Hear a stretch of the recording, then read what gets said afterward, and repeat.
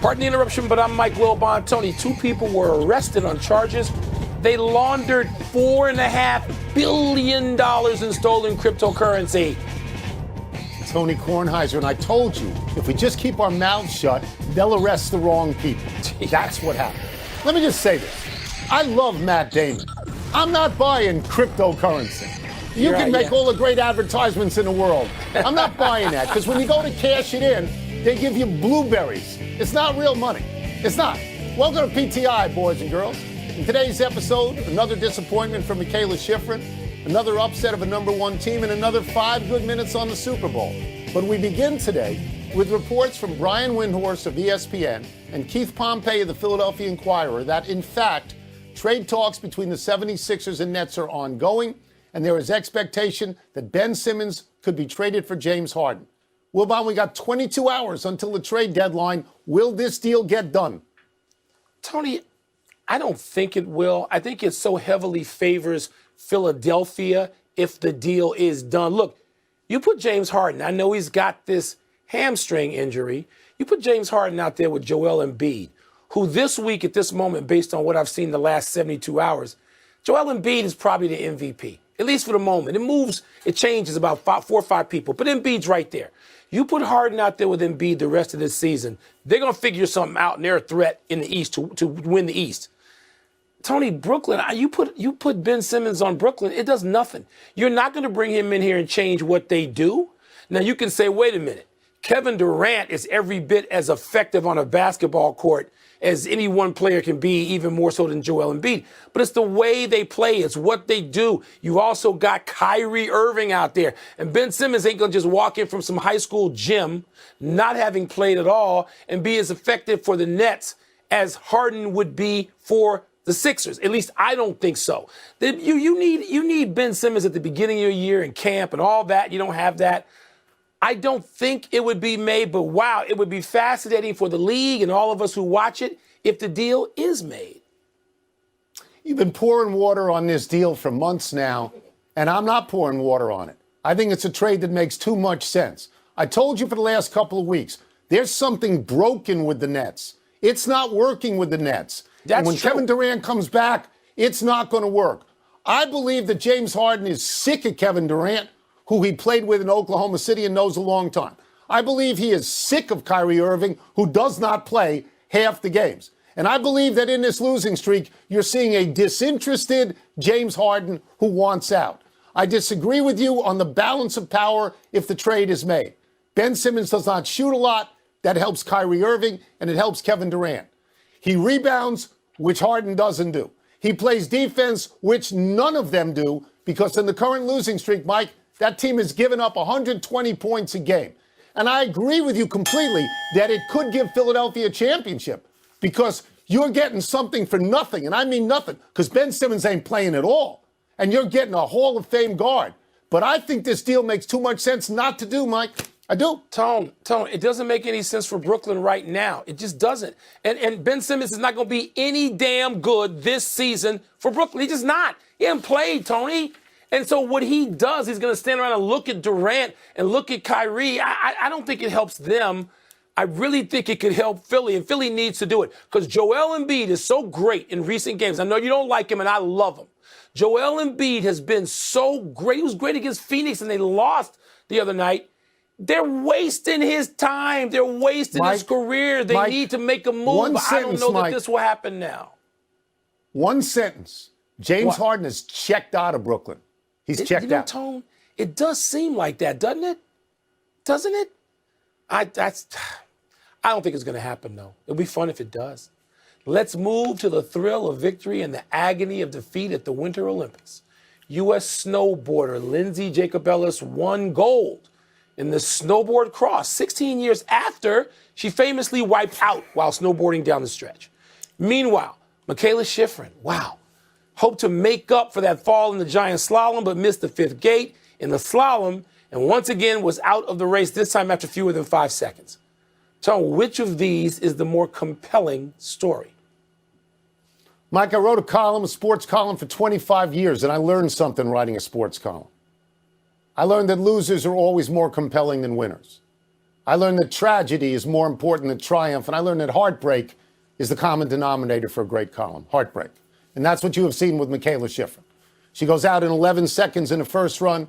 She goes out in 5 seconds in the second run, and nobody in the world is quite sure if there's going to be a third run.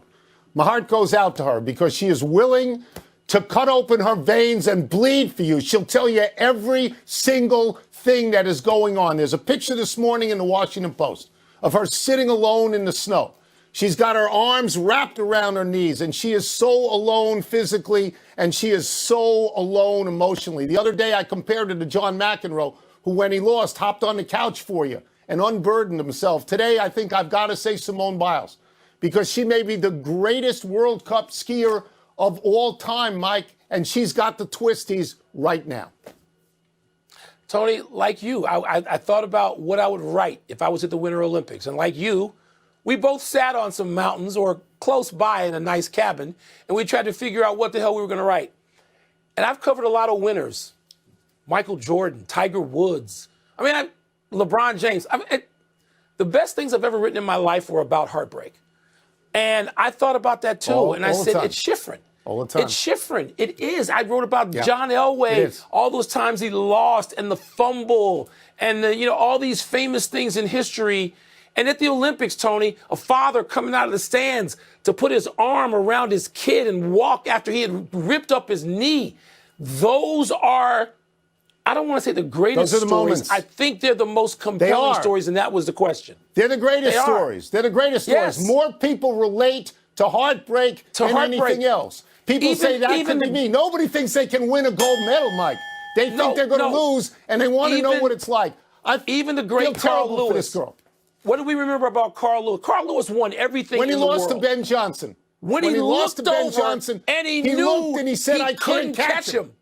He couldn't catch him. And that look on his face is he is a winner. Right. Carl Lewis defines winning. And yet the moment of heartbreak may have been the most compelling thing in his career. So Schifrin for all the wrong reasons. I root for Michaela Schifrin. I root for her. And she's gonna look back on her life and her career, and she's gonna be miserable, and she shouldn't be, but she is. In the moment, she is. So we move to college basketball now. I sure hope Auburn enjoyed being number one, because they won't be in the next poll. They lost at Arkansas last night after stomping on the Razorbacks logo before the game. Wilbon, do you want to focus on the small story of Auburn dancing on the logo, or the bigger story of a number one going down? Well, the logo, because I predicted in like the 1st of December, I said to you, when there was a second number one, or maybe it was a third, I said there are going to be 10 of these. There are going to be 10 number ones. There have been 5 teams, 6 number ones. There's going to be 4 more. I'm going to get to 10. The logo thing is so unbelievable. It's like it doesn't matter what sport it is, men or boys of any age, we are stupid.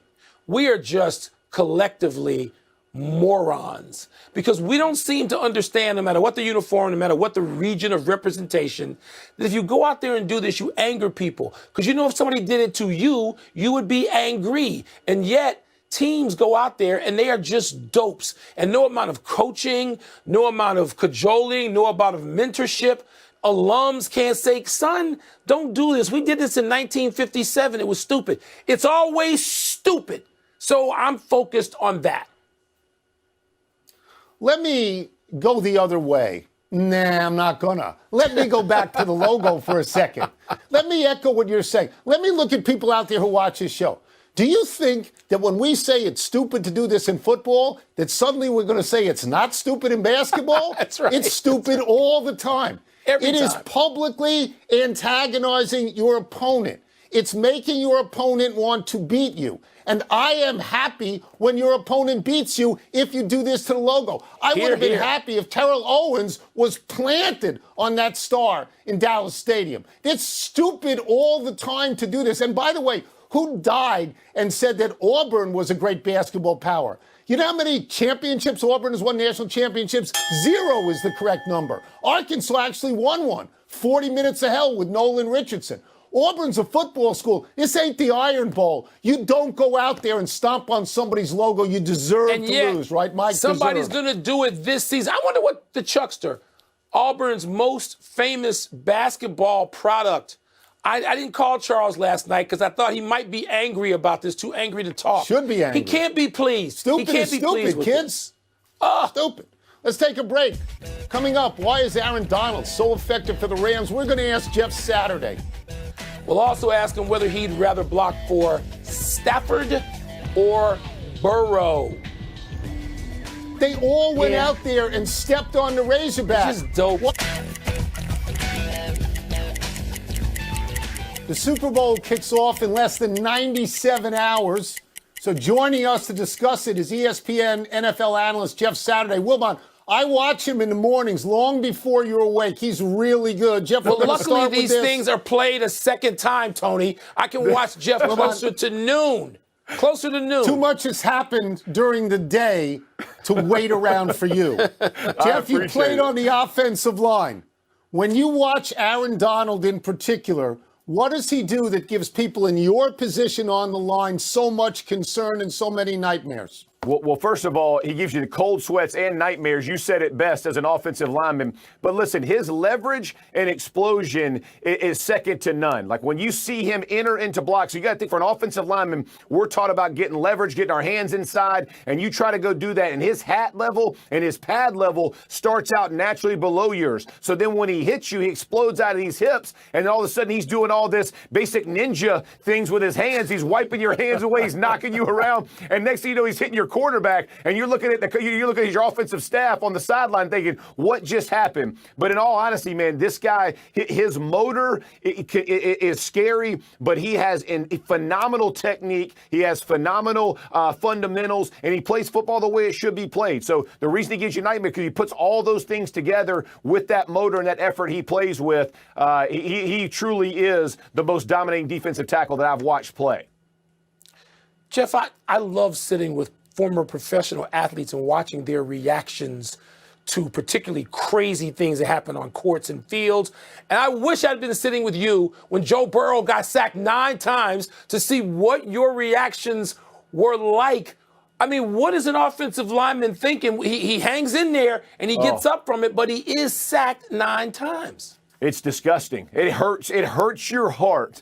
And listen, Michael, when you think about the guys I played with, Peyton Manning and Aaron Rodgers. If I give up, I don't give up 9 sacks in a season. You know, it's impossible to think about that in a game. That Gatorade coolers aren't getting dumped over. That words we can't use on this show are being spoken to you about you and your family members, and that coaches aren't getting fired. Watching that happen is beyond me. But the part that's so impressive is that Joe Burrow, to your point, puts those poor plays behind him and just keeps moving forward. And there's something about that's infectious in the locker room, that he doesn't beat down on his players. He doesn't get upset. He just moves on.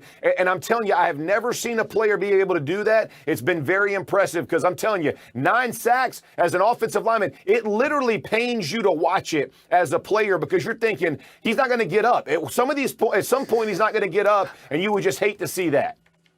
I'll spread this out from Burrow and Stafford. You've seen probably every snap these two guys have taken in their professional careers. On Sunday, if you were going to choose, who would you rather block for? Oh, man, that is tough. Ooh, listen, I'm going to go Burrow. And I'm just going to say that I love Matt Stafford. He's incredible, man. And he's a Hall of Famer, in my opinion. This guy is a fantastic football player. Man, Joe Burrow, the way that he maneuvers himself in the pocket is special. You know, it's not just he has to break contain. It's not just his legs. His true ability to maneuver and manipulate the pocket and still keep his eyes downfield and make the throws and keep up with everything that's tracking down the field it's literally electrifying for an offensive lineman because you know that you're not always going to be perfect, right? You might be on the edge and a guy's kind of pushing you and kind of closing the corner down or doing something that way, that he can slide over 3 or 4 inches, and it's very Tom Brady-esque. I'm not comparing the two. I would never do that this early, but his ability to maneuver in the pocket and avoid sacks and negative plays and get the ball off, I'm telling you, man, I love that. I would prefer to block for that just because I know I'm not always going to be perfect. He can make me perfect even when I'm not. All right, Jeff, we'll get you out of here on this. The game sets up, obviously, Cincinnati is a Cinderella story, and the Rams are the Yankees. They're the best team money can buy. Yeah. Contrasting styles. Which way are you leaning right now? I'm going Rams 31-28 is what I'm thinking. It's going to be a close game. It's going to be a ton of fun. I think both quarterbacks actually have very good days. I think the Rams have a little more at the end. But I'm telling you, man, either way this thing goes, I'd be super fired up. I mean, two great teams to watch. I can't wait for it. 31-28, the number is 4. That means if you bet on Cincinnati, you're going to win on that one. Thank you, Jeff. Thank you, fellas. Appreciate y'all. Thank you, Jeff. Appreciate it. Let's take one last break. Still to come. Does Brad Marchand deserve a suspension for his antics last night? Of course he does. Come on. And what does last night's fourth quarter benching, again, mean for Russell Westbrook's future with the Lakers? How about his present with the Lakers? If you got up early, you could watch Jeff Saturday like I do. If you got up early. But no, you want to be selfish. Happy time, people. Happy 20th birthday, Jalen Green. Green was the second overall pick in the NBA draft last year by the Houston Rockets. Green is the young man who disdained college basketball and went instead to the G League, where he earned $500,000. The Rockets were the worst team in the league last season, finishing 17-55. And they started this season 1-16. But they're 14-23 since. Green is averaging 14.3 points, 3.3 rebounds, and 2.4 assists, but he's shooting just 37.7% from the field and only 29 from three. Curiously, Green was Houston's first-round pick since 2015 when they took Sam Decker. Former GM Daryl Morey traded number 1 picks like candy. Yeah, the NBA announced yesterday Green's going to be in the dunk contest, Tony. Green, Cole Anthony, Juan Toscano-Anderson from Golden State, and Obi Toppin, who doesn't do much for the Knicks, but he can throw it down. I'd handicap him as the early favorite. Green's got some bounce and some talent. Can't shoot it yet, but he's got some talent. All right. So it's okay to come from the D-League and not go to college, you think? Happy anniversary, D. Brown. On this day 31 years ago, the Celtics rookie paused to pump up his Reebok sneakers before throwing down an enjoyable series of dunks in the dunk contest. The highlight for Brown, the one that clinched him the championship, was his famous no-look dunk, where he put his right arm over his eyes and he dunked lefty. This was a landmark dunk. Wilbon, I want you to compare it to what we saw from the NHL All-Star Weekend, when Trevor Zegras was blindfolded and he spun around and he scored a goal. Which was better and why? Well, Tony, there's something that's just sort of defying about being airborne, which a hockey player is not going to do and a basketball player is going to do. You're in the air. I mean, there's some evil Knievel quality about that.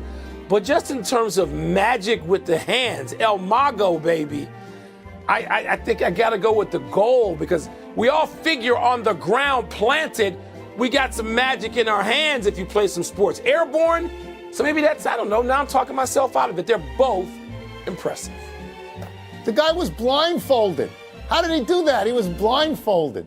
He was blindfolded. Happy trails, Brad Marchand. Blindfolded. The Bruins forward was tossed last night after behaving badly towards Pittsburgh goalie Tristan Jarry. At the end of the second period, Jarry was going to toss a puck to a fan on the other side of the glass when Marchand swatted Jarry's stick and later threw the puck to the ice disdainfully. In the third period, after failing to score, Marchand punched Jarry. And as he was being led away, Marchand hit Jarry in the helmet with his stick. Marchand received a match penalty and surely will be suspended. For this is slightly worse than licking an opponent, don't you think? He's got to go, right? Why is a player as significant as Marchand so smarmy? Why is there stuff that just, he just seeks it out like, I've got to be smarmy? And he succeeds, apparently. He really does. You got to go for this. It's just, that's terrible behavior. It's just terrible. One omission, the Canadiens fired head coach Dominique Ducharme.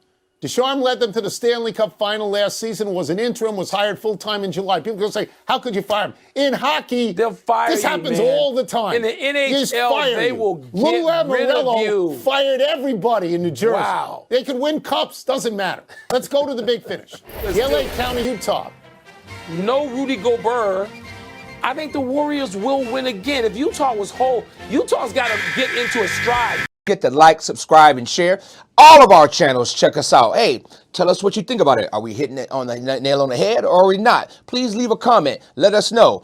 Tell us how the flow is. But don't forget, this is your boy MC D-Rex, and I'm out. Peace.